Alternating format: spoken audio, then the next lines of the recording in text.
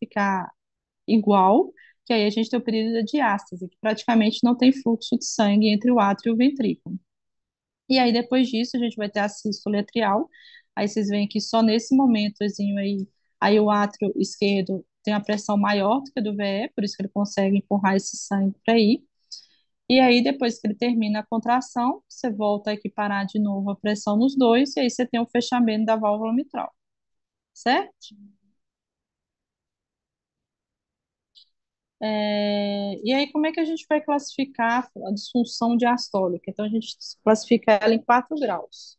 Então, primeiro a gente tem o normal, né? Mas alterou. Aí a gente tem a disfunção diastólica grau 1, que é o relaxamento diastólico anormal, que vocês vão ver a gente fala muito RDA. Depois a gente tem a pseudonormalização, que é a pseudonormal, que é o grau 2. Depois a gente tem o restritivo reversível, que é o grau 3, e o restritivo irreversível, que é o grau 4. Então vamos lá para vocês entenderem. Essa para mim é a parte mais importante da aula, porque eu adoro fisiologia e vocês têm que entender o que está acontecendo com o coração. Então essa primeira curva é o quê? Esse aqui é o Doppler lá em cima da válvula mitral. Então a onda E, o que que a onda E? A onda E é o fluxo de sangue de maneira passiva. Então na hora que eu abro a válvula mitral, o primeiro influxo de sangue que vai ter para o ventrículo esquerdo vai ser por simples diferença de pressão. É a onda E. Depois diminui esse fluxo, lembra que a gente viu lá? E aí a gente tem aquele período, né, de ácidos, que praticamente não tem fluxo, essa partezinha aqui embaixo. E depois a gente tem a onda A, que é o quê? A contração atrial. Então, essa primeira é a curva normal, ou seja, a contração atrial, ela vai corresponder no máximo 30% aí do enchimento ventricular. Por isso que vocês com certeza já ouviram falar que o paciente com fibrilação atrial, ele perde em torno de 30% do enchimento ventricular, porque ele não tem mais a contração atrial, tá? Já no segundo fluxozinho, o que está acontecendo? Aí a gente está vendo que o quê? A velocidade dessa primeira onda já não é tão grande quanto do primeiro que eu mostrei para vocês. E aí, esse paciente, o que está acontecendo? A contração atrial está levando mais sangue até do que o influxo passivo. Então, o que que vocês acham que está acontecendo aí? Por que que isso está acontecendo?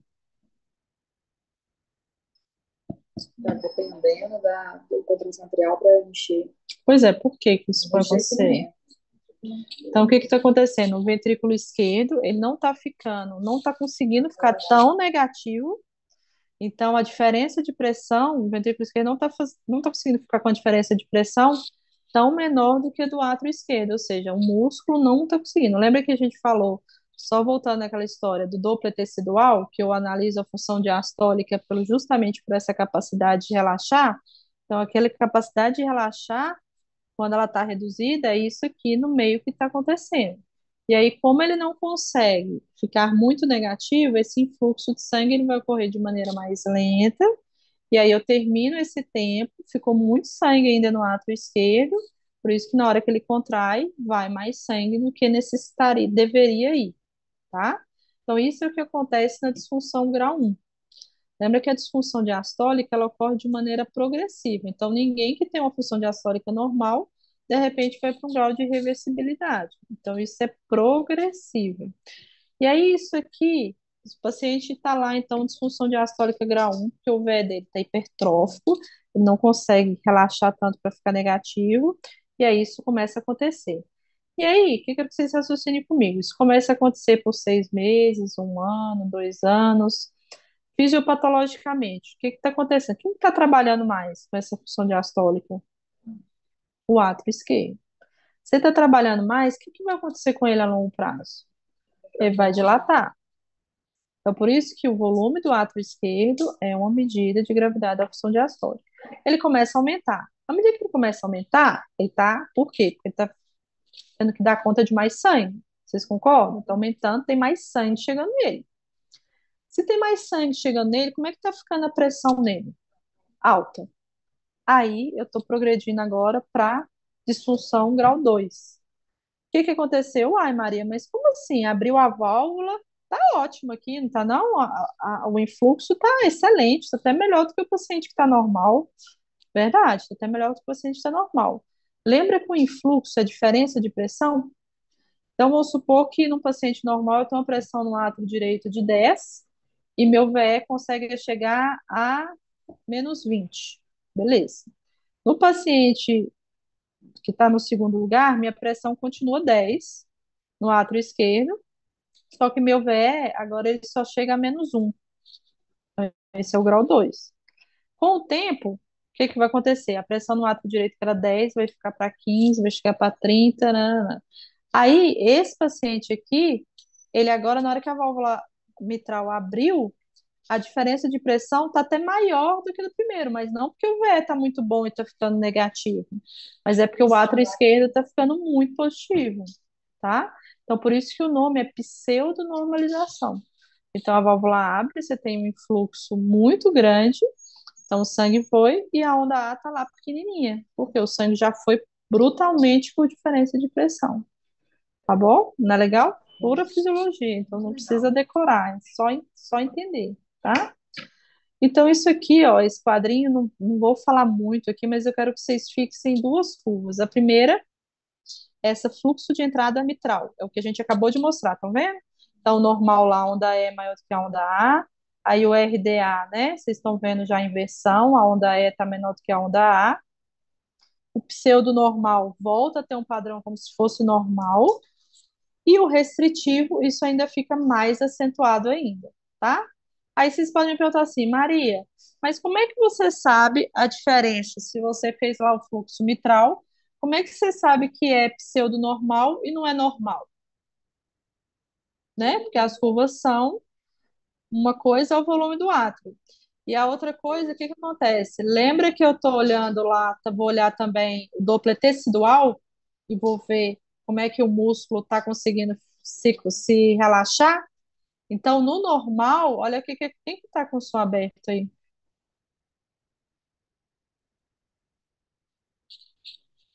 Quem está com o som aberto aí? Renato.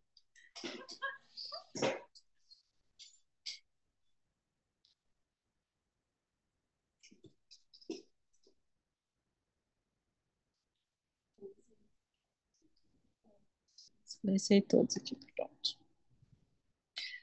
Aí, o que que eu vou lá? Vou lá no Doppler tecidual, certo? É o último lá embaixo, tá vendo? Quando eu vou lá no Doppler tecidual, a onda é linha, é o mesmo raciocínio, eu estou vendo a contratilidade lá do músculo. O normal é ser a onda é linha maior do que a onda A linha, tá? Por quê? O mesmo raciocínio. Porque a mobilidade do músculo tem que ser principalmente na primeira fase da diástole. Depois da contração atrial, não é para ele mexer tanto. Então, ali, ó, no normal, eu tenho o mesmo padrão do fluxo mitral. Só que quando eu vou lá para o pseudo normal, o que que acontece? Minha onda E está menor do que minha onda A. Então, por isso que eu consigo diferenciar o normal do pseudo normal. Então, eu tenho mais de um critério aí para avaliar isso, tá bom? Aqui é por maneira de foto, né? Então, a foto aí da esquerda é o fluxo mitral, então a onda E e a onda A. Vocês estão vendo um paciente aí. Esse fluxo aqui da onda E é maior do que a onda A, ele pode ser o quê? Normal. Ou seu normal. Normal ou pseudonormal, tá? E aí, quando eu olho do lado, eu tenho Doppler tecidual. A onda E linha está maior do que a linha. Então, é o quê? É normal ou é É normal. pseudonormal? Normal, tá? O restritivo, o fluxo mitral, ele vai ser também assim, só que por que que eu sei que é restritivo? Porque aí a gente olha mais detalhes, na verdade, que a gente vê essa relação da onda E sobre a onda A, ela é maior do que 2, tá? E o tempo de aceleração desse fluxo, ele é mais reduzido também. Então, a curvatura, assim, ela é Vai menor, pegar esse é sobre tempo, a 9,2. maior do que 2. Então, em 2016, a Sociedade Americana de Ecocardiografia, ela modificou um pouco como é que você quantificava, porque tinha muita divergência, muitas coisas, e eles acabaram que colocaram as coisas mais simples, digamos assim. Então, para eu definir a função diastólica, eu vou ter basicamente quatro variáveis. Então, uma dessas é a linha. O que que é a linha que eu falei para vocês? É o Doppler tecidual, lembra? A gente mede? Então, o normal é o quê? Que o septal seja maior do que 7, o L' septal seja maior do que 7 e o lateral maior do que 10. Então, se eu tenho eles menores que o valor normal, então já é um fator que está alterado. Outra coisa é a relação E'. Lembra que o E é o fluxo mitral, certo? E o E' é o Doppler tecidual. Então, quando essa relação ela é maior do que 14, ou seja, o meu E está cada vez maior e o E' está cada vez menor, está acima de 14, então também é um marcador de disfunção diastólica, tá? Aqui, quando a gente tem isso aqui, a gente já fala que a gente já tem sinal de aumento da pressão diastólica final do VE, tá bom? O volume do átrio esquerdo acima de 34 e quando eu tenho um VRT acima de 2,8. Lógico que sem doença pulmonar associada. Então, eu tenho esses quatro fatores. E aí, Maria, mas e aí, como é que você faz? Então, se eu tenho 50%, menos de 50% desses valores alterados, eu tenho a função diastólica normal. Se eu tenho mais do que 50% desses valores alterados, eu tenho uma disfunção diastólica. Se eu tenho 50%, dois são alterados e dois não são, o guideline coloca como indeterminado, que na prática vocês nunca vão ver lá o do meu como determinado, que eu acho absurdo você falar que é um negócio indeterminado. Então você tem outros critérios aí para te definir, que a gente não vai entrar nesse detalhe agora. E aí, depois que você define, Maria, então deu que é alterada, beleza. Então agora a gente vai quantificar se é disfunção grau 1, 2, 3 ou 4. Como é que a gente classifica isso? Simplesmente por questões dos valores que a gente viu lá nessas medidas que a gente acabou de falar. Então, vamos lá para o da direita, que é o mais fácil. Lembra que eu falei com vocês? Quando a gente tem um E sobre A maior ou igual a 2, ou seja, aquela diferença está bem grande, o E está bem maior do que o 2, a gente já tem uma disfunção grau 3, que é o restritivo. Então, isso já passou do pseudo-normal, tá? Então, quando eu tenho a relação, agora vamos lá para outra ponta, que é o mais fácil. A relação EA menor do que 0,8, ou seja, o E está menor do que o A. Lembra? Aquele quadradinho, aquele do meio que a gente estava mostrando. É o padrão inicial da disfunção diastólica. Então, esse daí vai ser a disfunção diastólica grau 1. Quando eu não preencho nenhum desses dois critérios, aí eu vou olhar outros critérios, que são o quê? Se a relação é sobre a linha acima de 14, se eu tenho um VRT acima de 2,5 e se eu tenho um volume diastólico acima de 34. Se eu tenho pelo menos dois desses três critérios, eu já tenho uma disfunção diastólica grau 2, tá bom? E se eu tenho dois negativos, ou um positivo e um negativo, aí eu posso falar que eu não consigo quantificar o grau de disfunção, mas já te falei que a gente nunca coloca isso, eu particularmente não coloco isso. E se eu tenho dois positivos, volta ali para a disfunção diastólica grau 2. Se eu tenho dois negativos, disfunção diastólica grau 1, tá? Não precisa vocês decorarem isso, eu quero só que vocês entendam como é que é essa questão. E aí eu não podia deixar o gancho para trazer um pouco para a prática a questão da disfunção diastólica. E aí, puxando o gancho para ICFEP, que é totalmente dependente para você chegar nesse diagnóstico. Então, só recapitulando algumas coisas. A primeira coisa, sempre na vida de vocês, precisarem um diagnóstico de insuficiência cardíaca, o paciente tem que ter sintoma. Então, por exemplo, chega um paciente no consultório de vocês, eu fiz um eco pré-operatório e tal, e o pessoal assustou e me mandou vir aqui no cardiologista. Você olha o eco dela, ela tem uma fração de ejeção de 40%. Você sente alguma coisa? Não, não sinto alguma coisa. Qual que é o diagnóstico dessa paciente? Disfunção ventricular. Essa paciente não tem insuficiência cardíaca. Insuficiência cardíaca é um dado clínico, não é um dado que você vai ter em exame. Então, a primeira coisa, para você falar em CFEP ou em CFE, o paciente tem que ter sintoma ou tem que ter alteração no exame físico, tá? Então, a primeira coisa é isso. E aí, depois disso, a gente vai, né? Então, o paciente tem um sintoma, tem uma queixa, você fez um eco lá, a fração de ejeção é preservada, é acima de 40. Então, a pergunta é: será que essa queixa desse paciente, de alteração no exame físico, é uma ICFEP? Então, o que que a gente vai fazer? A gente vai pontuar algumas coisas para a gente definir se realmente o quadro é compatível com ICFEP ou não. Então, se a gente tiver mais do que 5 pontos, mais do que igual ou maior a 5 pontos, eu posso fechar o diagnóstico como ICFEP. Então, eu tenho clínica e tenho exames compatíveis. Ok. Se eu tenho apenas 1 ponto, eu excluí ICFEP.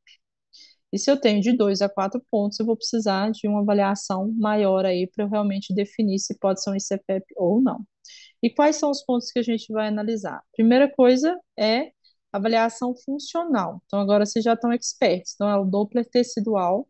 Então, se eu tenho Doppler tecidual lá, uma linha septal ou linha lateral alterados, ou um E sobre a linha maior ou igual a 15, ou uma velocidade da regurgitação tricúspide acima de 2,8, eu tenho já 2 pontos pela avaliação funcional.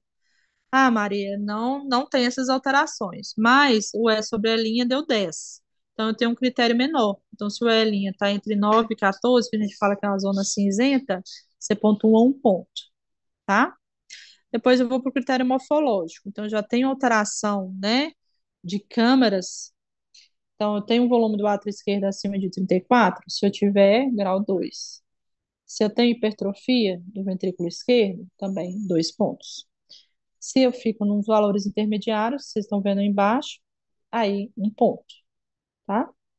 Depois, o outro marcador é o biomarcador, que é o BNP ou proBNP, e aqui ele separa só se o paciente está em ritmo sinusal ou se ele está em FA pelo ponto de corte. Então, se o paciente em ritmo sinusal, eu tenho um proBNP, aí ele coloca acima de 220, eu pontuo com 2 pontos. Se ele tem um ProBNP entre 125 e 220, eu vou pontuar como 1 ponto. Isso aí tem que ter um pouquinho de análise crítica, tá? Porque ele não separa o ProBNP de acordo com a idade, a gente sabe que tem essa variação. Então, eu não sigo a risca esse corte que ele coloca aí, mas é o que tem na diretriz. O que que é? O que que foi? O Que é essa aí de 20? que que é? Acho que ele não, mas praticamente.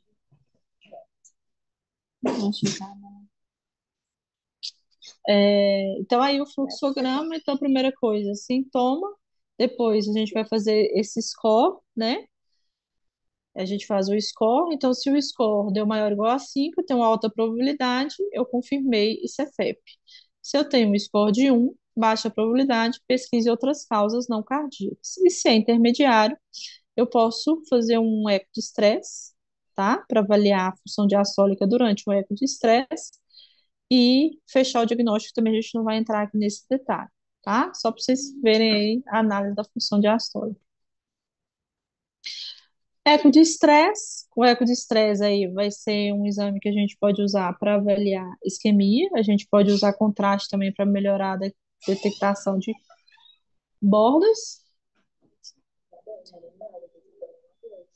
E o eco de estresse, ele pode ser feito tanto com exercício, que aí você pode fazer na esteira, você pode fazer na bicicleta, pode ser sem exercício, com drogas, então a gente pode usar dobuta, o dipiridamol e adenosina.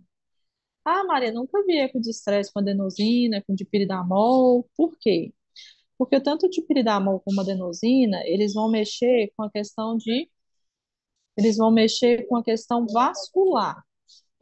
Então, eles são medicações que são muito melhores para serem usadas nos exames que avaliam perfusão, que é um exemplo desses é a cintilografia, que daqui a pouco eu vou descer o malho nelas e nelas vocês vão entender por quê. E a dobutamina, não. A dobutamina é uma droga que ela vai mexer realmente com contratilidade muscular, que é o que a gente vê no eco. Então, é a droga que a gente usa realmente no eco de estresse.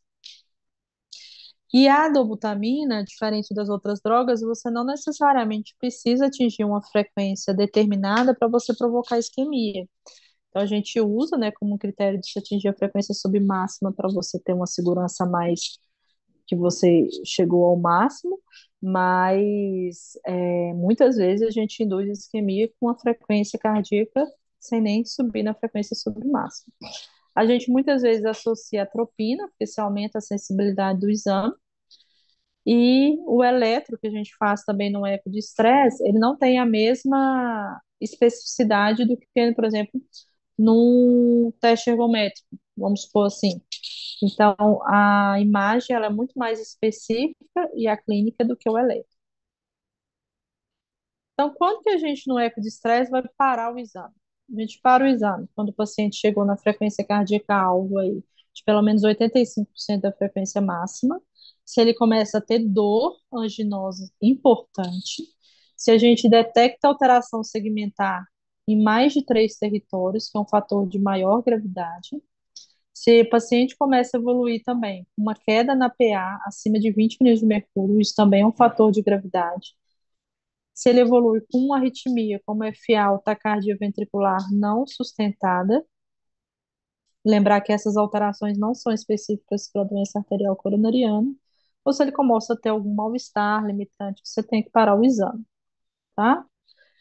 Então, falar um pouco do dipiridamol e da adenosina, que eu estava falando com vocês. Então, o mecanismo da droga é diferente da dobutamina. Então, a dobutamina, ela aumenta a contratilidade, então ela aumenta o consumo de oxigênio. Então, se o paciente tem uma obstrução coronariana, na hora que eu aumento a contratilidade, aumento o consumo de oxigênio, eu vou diminuir ainda mais aquele fluxo na artéria que está com obstrução. E aí, no exame, ele vai ter isso, como dor, a gente vai ter dor, e eu vou ter alteração segmentar, tá? Dos exames que usam de piridamol e adenosina, como a ressonância e como a cintilografia, primeira coisa, eles não vão dar sintoma. Por quê? Porque eles não mexem com o consumo de oxigênio, tá? Então, você, primeira coisa, você já perde o parâmetro da clínica. Então, vamos supor, Maria, atendi no consultório um paciente que chegou lá, ele tem um fator de risco tão baixo, doença arterial coronariana, e ele queixou uma dor, mas é uma dor que me deixou insegura, se é uma dor mesmo, não sei o que, não sei o que, pode vir com estresse. Isso não é de estresse, ele não sentir essa dor que ele sente, matou a charada que isso não é isquêmico, tá? Ah, eu vou fazer uma cintilografia ou uma ressonância. Eles não vão simular angina, então a dor não é um critério para você definir, tá? Então eu, particularmente, eu uso muito o eco de estresse às vezes nessa situação. O paciente chega inseguro, tem uma dorzinha e tal, não sei o quê, eu falo, então, vamos fazer, então, se esse paciente já é coronariopata, e já é coronariopata e tem aquela doença. Nossa, já é coronariopata, vou fazer um CAT nesse cara de novo e tal, não sei o quê. Eu falei assim, ó, vamos fazer um eco de estresse para eu ver se você vai sentir essa dor durante o exame. Aí ele não sente a dor durante o exame. Eu falo, realmente essa dor sua não é angiose. Se você tá queixando dor no consultório, você faz um puta de um exame desse de estresse, ele não tem dor, então essa dor não é, de vez de você já fazer um CAT, entendeu? Então, o dipridamol e a adenosina, o mecanismo é diferente. Eles vão agir com uma redistribuição de fluxo. Então, eles fazem alterações mais sutis de curso. E, e o que que acontece? Por que que eu particularmente eu não ouço? Primeiro que eu perco o parâmetro da clínica, que eu adoro o parâmetro da clínica, eu acho que é mais uma coisa que te dá dado. E a outra coisa é que vocês já ouviram falar demais. Se eu mexo com redistribuição de fluxo, o que que vai acontecer com o doente trivascular na hora que ele faz o exame de dipridamol e adenosina? No estresse, no pico da dose lá, vai estar exatamente igual, porque eu tenho uma lesão. Porque o exame que ele mexe com distribuição de fluxo, ele age de maneira comparativa. Então, ele vai pegar o exame basal, vai pegar o pico da dose e vai comparar as regiões entre elas. Se eu tenho um paciente trivascular, as regiões eram iguais e vão continuar iguais.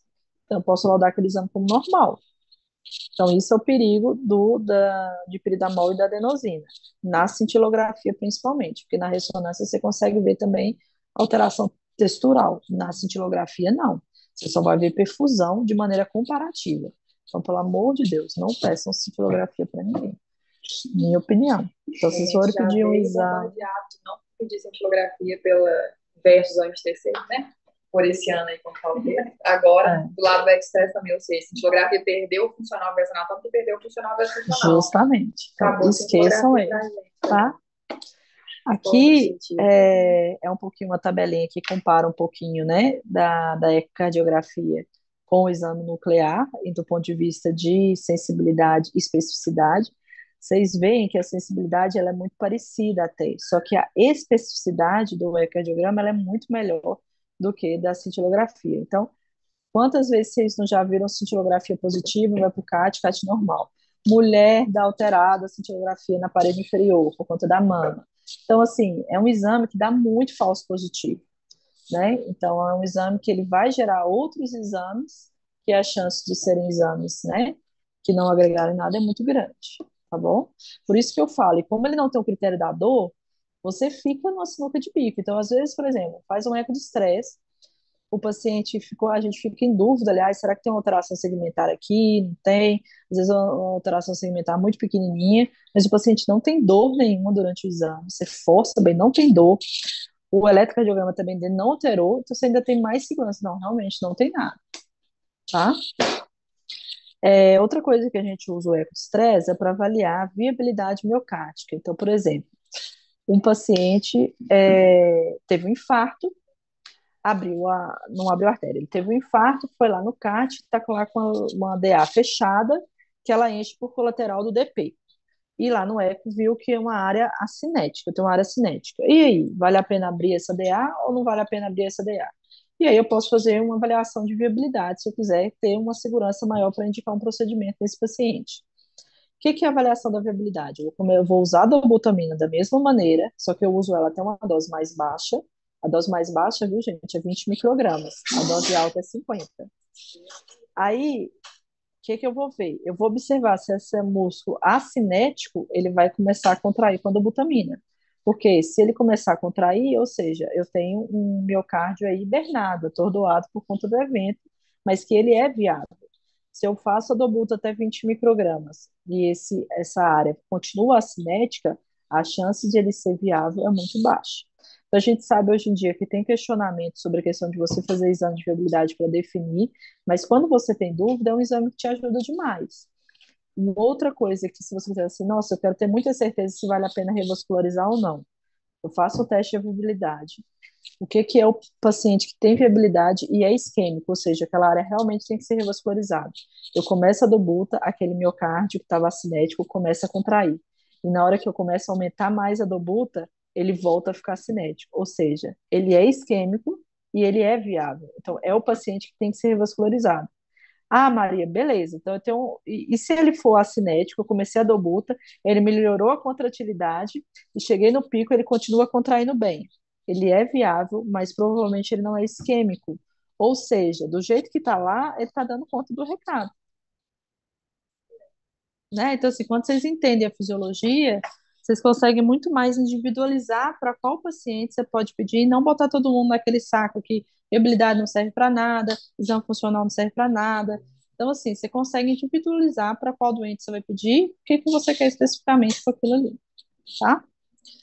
Aqui eu não vou entrar muito, porque já está muito grande a aula, mas aqui, assim, é mais os dados hemodinâmicos, são equações, como é que a gente calcula velocidade, gradiente e tudo mais, tá bom? Então, só falando de maneira bem rápida, né? A gente calcula a área, por exemplo, da área valvar, a gente usa uma equação de continuidade e a gente vai medir. Lembra que eu falei com vocês que a gente usa na válvula aórtica o fluxo na via de saída? Por quê? Vocês vão concordar comigo que a mesma quantidade de sangue que passa pela via de saída tem que passar pela válvula aórtica, certo? Então, se eu tenho uma estenose na válvula aórtica, eu quero calcular a área. Então, a área vezes o TVI da válvula aórtica, mas o que fecha a TVI? É a integral de tempo e velocidade. É o tempo que aquele sangue passa e por qual velocidade ele passa ali naquela região. Então, eu não tenho a área da válvula aórtica, que é o A1, mas eu tenho o TVI, ou seja, a velocidade que aquele sangue está passando ali na válvula aórtica. Isso tem que ser igual à área da via de saída sobre a velocidade que o sangue está passando na via de saída. Então, vocês estão vendo a fórmula aí. Então, eu não tenho A1, mas eu tenho o TVI da válvula aórtica, tenho a área da via de saída, que eu meço lá no bidimensional, e tenho o TVI da via de saída. Então, na hora que eu for com a fórmula, essa é a equação de continuidade, por isso que a gente consegue calcular a área da válvula aórtica, tá?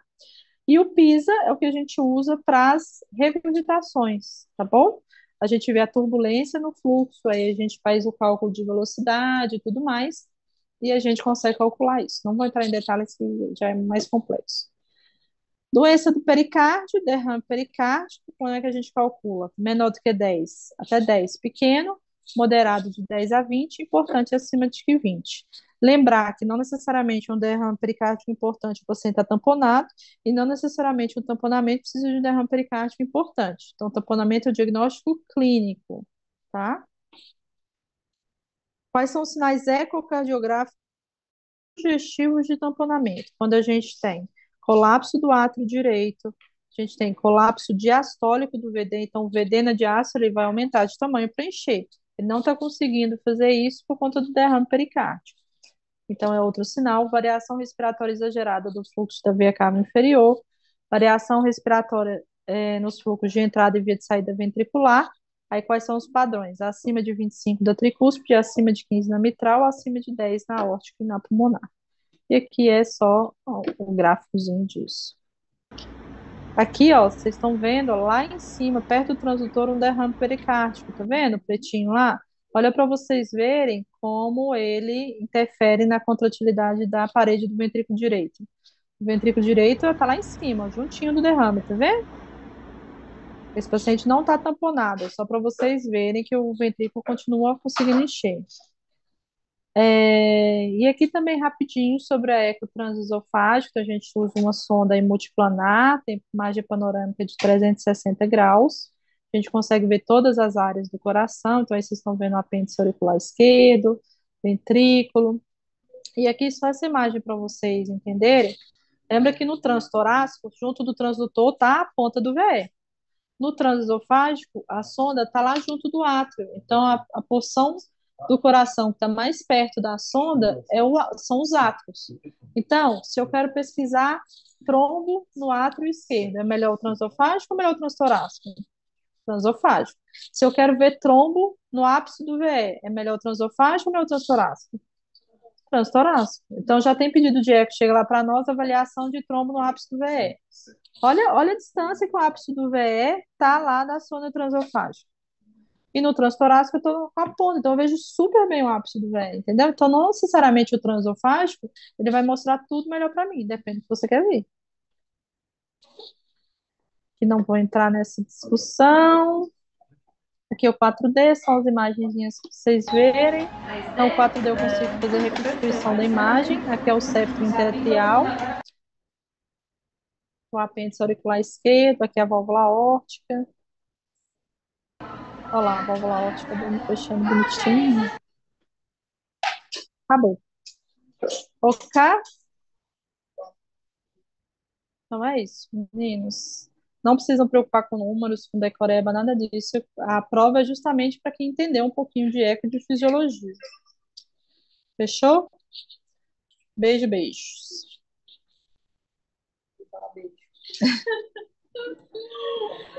Muito bom. Eu vou estar de fazer. Não, eco é top, gente.